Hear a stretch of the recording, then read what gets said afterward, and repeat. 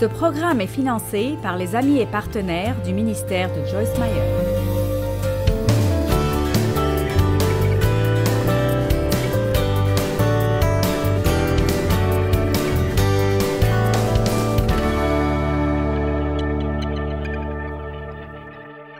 Père, nous te remercions pour la parole ce soir. Je pense que c'est une parole très importante. C'est le moment de faire face aux problèmes dans nos vies et d'arrêter de fuir devant eux. Et nous savons que c'est là ta volonté. Tu ne veux pas que nous ayons peur de choses et que nous nous cachions d'elles. Tu ne veux pas que nous fuyions. En fait, tu veux que nous les traversions. Alors je prie que tu mettes des choses différentes sur le cœur des gens ce soir, dont ils ont besoin de s'occuper. Et que tu fasses ce soir ce que toi seul peux faire. Nous le demandons au nom de Jésus. Amen. Je veux vous parler ce soir de façon dont les gens fuient leurs problèmes. Comment nous évitons des choses au lieu de nous en occuper, parce que je crois que nous sommes dans une période dans notre société où tant de personnes fuient absolument tout, de leur responsabilité à leur redevabilité. Les gens fuient le travail dur, ils fuient les choses difficiles. Ils essayent d'éviter les endroits difficiles, ils essayent d'éviter les gens difficiles, ils essayent d'éviter toutes sortes de peines. Ce n'est pas que quelqu'un aime la peine, mais il y a toujours un peu de peine dans le fait d'être libéré. Les gens fuient devant eux-mêmes. Beaucoup de personnes ne se connaissent même pas du tout. Ils fuient la vérité, ils fuient le passé, ils ont peur de l'avenir. Mais la Bible nous dit que Dieu veut que nous vivions courageusement, qu'il veut que nous soyons audacieux et forts en lui, et que nous ne fuyions de rien, mais que nous sachions qu'il est toujours avec nous. Et parce que Dieu est avec nous, nous pouvons faire face à tout ce à quoi nous devons faire face et traverser dans nos vies. Si vous croyez cela, dites Amen. Je crois que au lieu de courir, nous devons apprendre à nous tenir fermes et à voir le salut du Seigneur. Il y a une chose intéressante à propos de la fuite, et je vais vous montrer dans la Bible pour vous le prouver, que quoi que vous fuyiez, Dieu vous ramènera éventuellement à cette chose ou cet endroit d'où vous avez fui, et vous devrez vous en occuper avant de vraiment vous améliorer. J'ai quelques personnes ici qui ont en fait été là parce que vous comprenez. Amen. Vous savez que mon père a abusé de moi sexuellement. Alors quand j'ai quitté la maison, j'ai pensé que c'était fini, puis j'ai réalisé que j'ai pris cela avec moi. Et que c'était dans mon âme, ça faisait mal. Je ne voulais pas y faire face.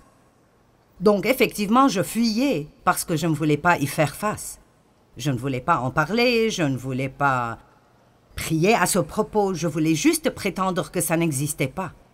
Est-ce que vous avez des choses dans votre vie, de votre passé ou même maintenant, et Dieu essaie de s'en occuper en vous, et vous avez juste développé toutes ces petites façons de juste prétendre qu'elles n'existent pas?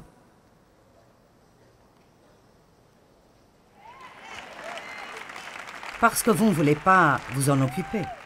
Laissez-moi vous dire quelque chose. Mettre les choses sous le tapis, façon de parler, est en fait une chose très dangereuse. Juste parce que vous avez choisi de ne pas les regarder ne veut pas dire qu'elles ne sont pas là. Et Dieu nous a oints pour nous occuper des choses et pas pour fuir. Eh bien, éventuellement, et je ne suggère pas que quiconque fasse ce que Dieu m'a fait faire, je suggère néanmoins que vous fassiez tout ce que Dieu vous demande de faire. Vous n'avez pas besoin de faire ce que Dieu m'a demandé de faire, mais vous devez faire ce que Dieu vous demande de faire, et il nous guide de façon différente. Donc, je priais un jour et j'ai senti que Dieu me disait « Le moment n'est pas encore arrivé, mais le moment viendra, où tu devras aller et confronter ton Père à propos de ce qu'il t'a fait. » Si vous savez déjà ce qu'est l'abus sexuel parce que c'est arrivé avec vous ou parce que vous connaissez quelqu'un avec qui ceci est arrivé, tout cela opère basé sur ce secret horrible. Ne dis à personne, ne dis pas à ta mère, ne laisse personne savoir. L'agresseur vous dit que c'est une bonne chose, mais en même temps, il vous dit de le cacher, ce qui n'a pas de sens du tout. Donc j'ai passé ma vie entière à cacher tout ce qu'il me faisait. J'avais peur de dire à quiconque. Et la dernière personne que je pouvais confronter était lui. Je me souviens qu'une fois, je lui ai écrit une lettre lui disant combien ce qu'il faisait me rendait misérable. Et j'ai eu tant de problèmes et j'ai été punie. Et alors j'ai eu peur de même essayer de lui dire quoi que ce soit de nouveau. Et l'une des choses les plus dévastatrices pour moi était d'être forcée d'agir comme si j'aimais quelque chose qu'en fait je haïssais et je détestais. C'était de la manipulation et du contrôle de la pire manière. Alors quand Dieu m'a dit que j'allais devoir aller et le confronter, et lui parler ouvertement à propos de ce qu'il m'avait fait et comment ça m'avait affecté, le fait même de penser à cela m'effrayait énormément, et c'était la dernière chose que je voulais faire. Et j'étais vraiment heureuse quand ce jour, Dieu m'a dit « Le moment n'est pas venu, mais il arrivera. » Et alors peut-être que je pourrais vous dire ce soir que Dieu veut juste que vous vous apprêtiez, au moins mentalement, pour que vous soyez prêts à vous occuper de choses dont vous devez vous occuper pour aller bien. Vous voyez, le fait est que vous ne pouvez pas fuir des choses et vous cacher et vraiment aller bien. Que ce soit un péché dans votre vie dont vous devez vous occuper avec Dieu, que vous ayez besoin de faire des restitutions à quelqu'un que vous avez vraiment peiné et blessé, peut-être que quelqu'un dans votre vie vous a vraiment maltraité, et il vit dans ce monde de fantaisie où ça ne l'a même pas gêné. Et pour son bien, vous devez retourner et d'une façon aimante vous asseoir et le confronter et lui dire ce qu'il vous a fait et comment vous vous êtes senti. Parfois, vous ne pouvez pas avancer sans cela. Et je sais que pas tous d'entre vous sont blessés, comme j'ai été blessée ou comme d'autres personnes ici ont été blessées. Mais je crois que ce que je vais partager avec vous peut être appliqué à chacun d'entre nous d'une certaine façon ou d'une autre, même les gens qui laissent les autres personnes les manipuler parce qu'ils ont peur de les énerver. Ne laissez pas quelqu'un d'autre voler votre vie parce que vous avez peur de leur dire « Tu n'as vraiment pas le droit de me contrôler et de me manipuler et je ne te laisserai pas continuer à le faire. » Quelqu'un peut dire « Amen » ? Nous voulons être sous l'autorité divine et être soumis, mais cela ne veut pas dire que vous laissez quelqu'un d'autre vous manipuler et vous contrôler et vivre votre vie pour vous. Nous devons vouloir plaire à Dieu et pas plaire aux gens. J'étais heureuse que Dieu ne m'a pas fait faire cela tout de suite parce que je n'étais pas prête.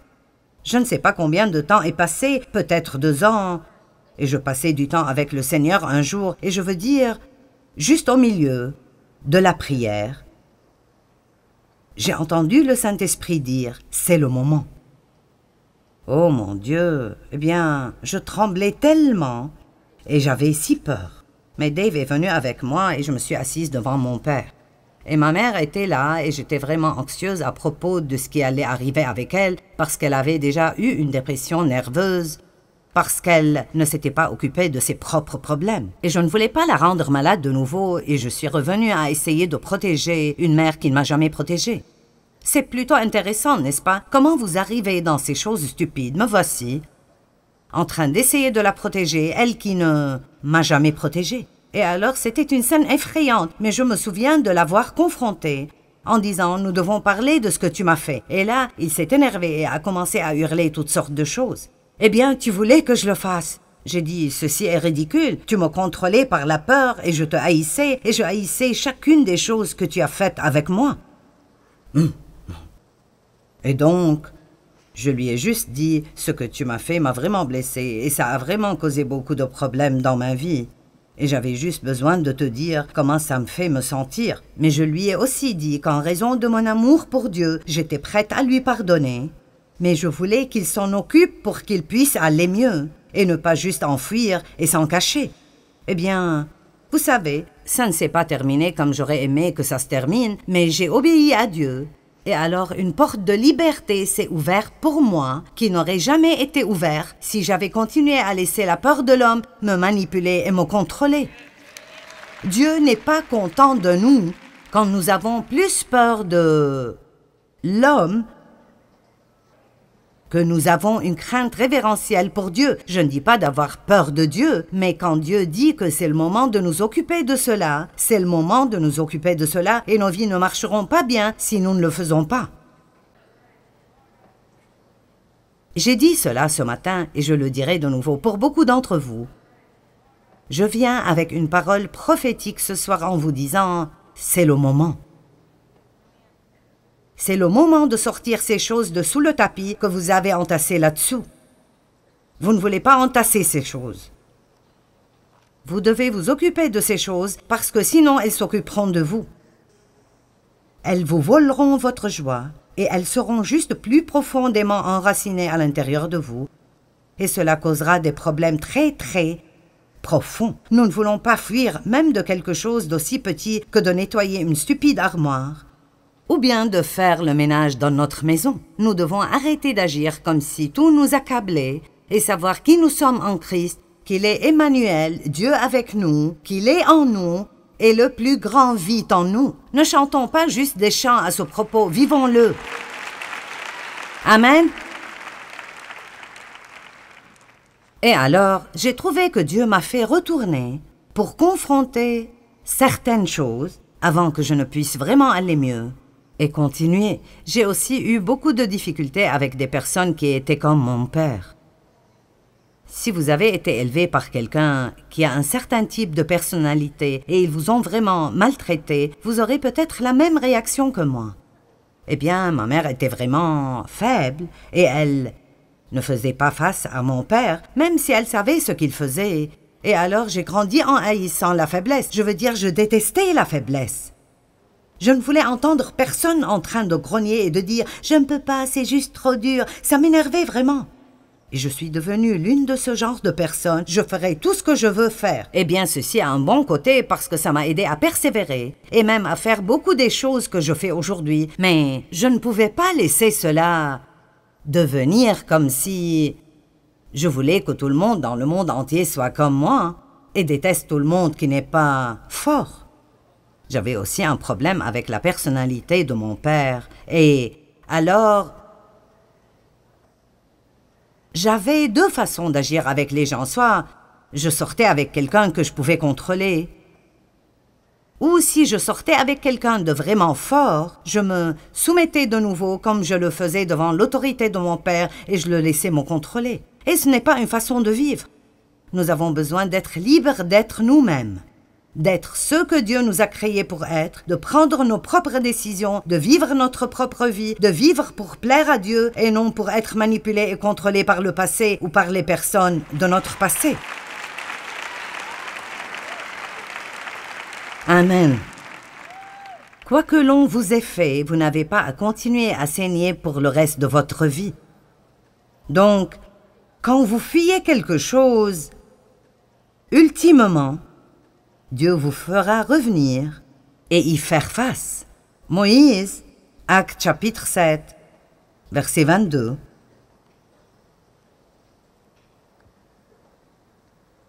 Moïse fut instruit dans toute la sagesse et la culture des Égyptiens, et il était fort et puissant en parole et en œuvre.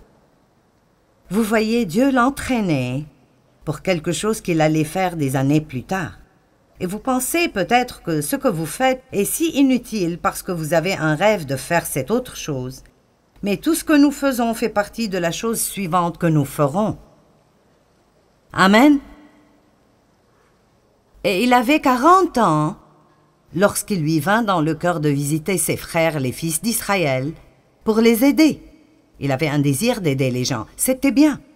Il en vit un qu'on maltraitait injustement. Et prenant la défense de l'homme opprimé, il le vengea et frappa l'Égyptien et le tua. Il pensait, et j'aime ce verset, et je vous parlerai un peu plus à son propos demain. Il pensait que ses frères comprendraient que Dieu voulait se servir de lui pour les libérer. Il avait pris pour acquis qu'ils l'accepteraient, mais ils ne le comprirent pas. J'ai pensé que quand Dieu m'a appelé dans le ministère, que tout le monde applaudirait, mais ils n'ont pas applaudi. Ils n'ont pas compris, ils n'étaient pas enthousiasmés, et j'ai eu l'opposé exact de ce à quoi je m'attendais des gens. Est-ce que vous obtenez parfois l'opposé exact de ce que vous attendiez des gens? Dieu ne veut pas que nous prenions nos décisions basées sur si les gens applaudissent ou pas. Il veut que nous le fassions parce que nous croyons que c'est ce qu'il veut que nous fassions. C'est le moment pour que certaines personnes se lèvent et soient fortes en le Seigneur et arrêtent d'être manipulées par l'opinion populaire. Le lendemain, il vit soudainement 2 d'entre eux se battre et se disputer. Il essaya de réconcilier les adversaires en disant « Vous êtes des frères, pourquoi alors vous faites-vous du mal ?» Mais celui qui maltraitait son compagnon le repoussa en disant « Qui t'a établi comme juge sur nous? Voudrais-tu aussi nous tuer comme tu as tué hier l'Égyptien » Verset 29. Quand Moïse entendit cela, il prit la fuite. Ça veut dire qu'il s'est enfui et alla vivre comme un exilé et un étranger dans le pays de Madian, où il est devenu le père de 2 fils. Et 40 ans plus tard, donc maintenant il avait 80 ans. Mon Dieu, la fuite fait perdre beaucoup de temps. Là, Dieu lui apparut dans le désert. Vous remarquerez que dans 4 de ces endroits que je partagerai avec vous ce soir, à chaque fois que ces personnes fuyaient, ils ont toujours terminé dans le désert. Est-ce que vous me suivez ce soir? Le désert est un endroit sec, misérable et malheureux. Vous ne vous sentez pas bien dans votre vie, et puis ça développe toutes sortes d'autres problèmes, parce que si vous n'aimez pas ce que vous faites, puis vous devez trouver une excuse et blâmer ce que vous faites sur quelqu'un d'autre. Et nous allons si loin dans le trou du lapin blanc que nous n'avons aucune idée de comment sortir. Donc, 40 ans plus tard, et il avait maintenant 80 ans, Dieu lui apparut dans un buisson en feu. Moïse, voyant cela, fut émerveillé par cette apparition. Et comme il s'approchait pour l'examiner, la voix du Seigneur se fit entendre en disant « Je suis le Dieu de tes pères, le Dieu d'Abraham, d'Isaac et de Jacob. » Et Moïse tremblait et était si terrifié qu'il n'osait même pas regarder. Puis le Seigneur lui dit « Ôte tes souliers de tes pieds, car le lieu sur lequel tu te tiens est une terre sainte. » Verset 34, « J'ai assurément vu la souffrance et l'oppression de mon peuple en Égypte. J'ai entendu ses gémissements et ses lamentations, et je suis descendu pour le délivrer. Regardez cela. Et maintenant viens, et je t'enverrai en Égypte. » Allez, quelqu'un doit crier. Comment pouvons-nous être libérés de quoi que ce soit si nous en fuyons? Comment pouvons-nous possiblement être libres de cela si tout ce que nous espérons est de ne pas avoir à nous en occuper?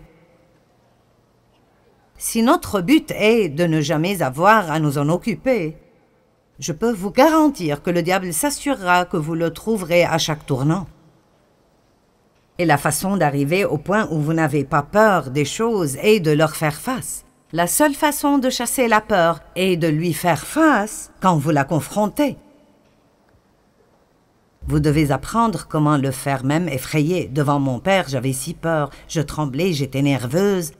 Mais je ne pouvais pas arriver de l'autre côté de cela si je ne m'en occupe pas. La seule façon dont vous pouvez être libre est de vous occuper des choses. La vérité vous rendra libre, mais la vérité doit être appliquée dans votre vie pour que vous soyez libre.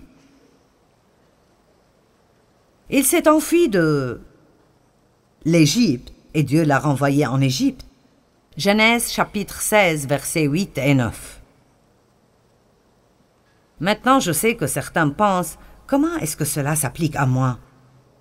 Eh bien, Dieu vous le montrera. Je pense que certaines personnes ont des choses enfouies si profondément en eux qu'elles sont sous tellement de couches, elles leur font toujours mal et leur causent de la peine. Mais ils ne réalisent même pas que c'est un problème. Genèse chapitre 16, versets 8 et 9. Maintenant, ceci est une situation où Dieu a promis un enfant à Abraham et Sarah ne devenait pas enceinte assez rapidement. Et plusieurs années sont passées et elle était déçue, alors elle a trouvé cette idée très charnelle et lumineuse qu'elle ferait de sa servante, Agar, la femme secondaire de son mari. Et vous penserez que n'importe quelle femme serait plus intelligente que cela, mais elle ne l'était pas. Et Agar est devenue enceinte, et puis elle a développé une attitude envers Sarah. Aujourd'hui, ce serait quelque chose comme « je suis enceinte et tu ne l'es pas ».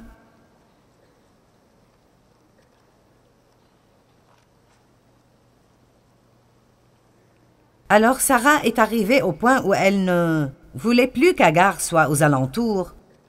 Donc Abraham l'a fait partir. Il l'a traitée d'une façon affligeante, il ne l'a pas fait partir et elle a fui. Le verset 6 dit qu'elle a couru ou elle a fui cette situation. Verset 7, l'ange de l'Éternel la rencontra près d'une source d'eau où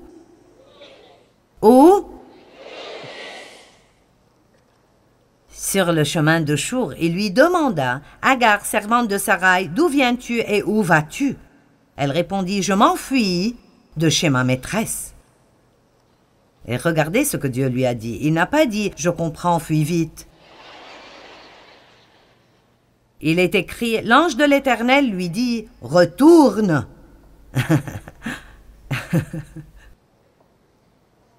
Eh bien, retourne auprès de ta maîtresse et humilie-toi devant elle. Maintenant, quel genre de chose est cela?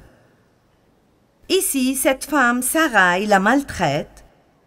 Elle fuit cette situation et ça semble être une chose raisonnable à faire. Écoutez-moi, juste parce que vous voulez fuir d'un endroit qui vous est inconfortable, ça ne veut pas dire que Dieu veut que vous partiez.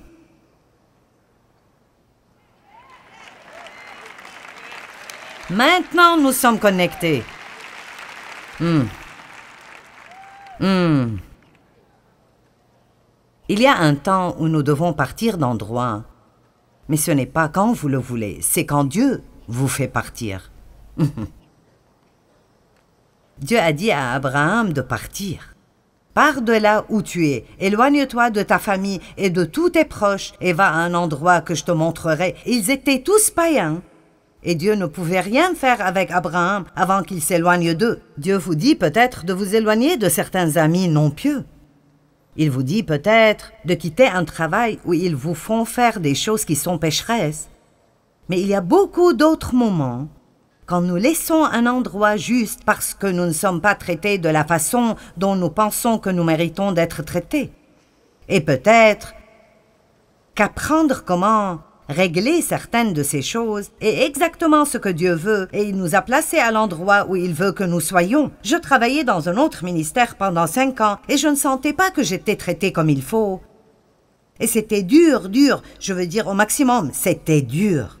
C'était l'une des choses les plus difficiles que j'ai faites dans ma vie entière, de ne pas juste me lever et d'après mon style de faire les choses, dire « je ne continue plus ».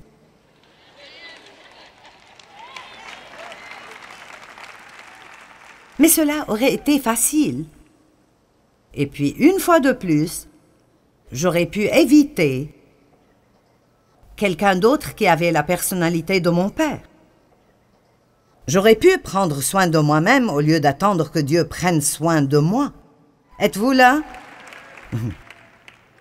Et je savais dans les profondeurs de mes entrailles que Dieu ne voulait pas encore que je parte. Juste parce que vous voulez faire quelque chose, ça ne veut pas dire que vous pourrez le faire. Dois-je dire ça de nouveau? Juste parce que vous voulez faire quelque chose, ça ne veut pas dire que vous pourrez le faire.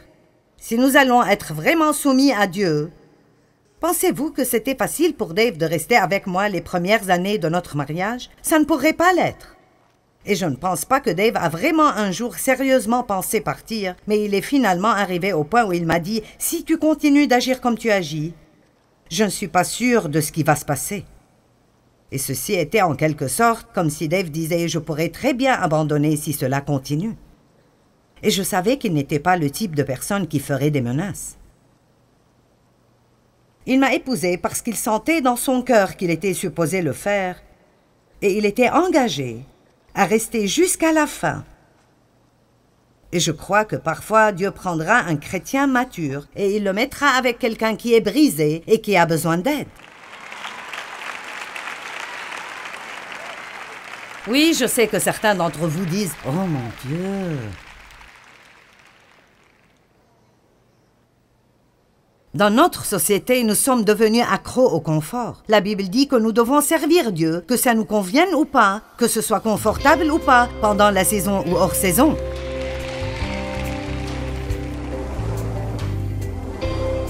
Souvent, nous avons tous une tendance de fuir des choses auxquelles nous devrions faire face. Est-ce qu'il y a un géant dans votre vie auquel Dieu vous demande de faire face et maintenant vous fuyez devant lui? Eh bien, tenez-vous fermement et voyez le salut du Seigneur. Dieu veut vous aider, mais vous devez l'approcher dans la foi, pas la peur.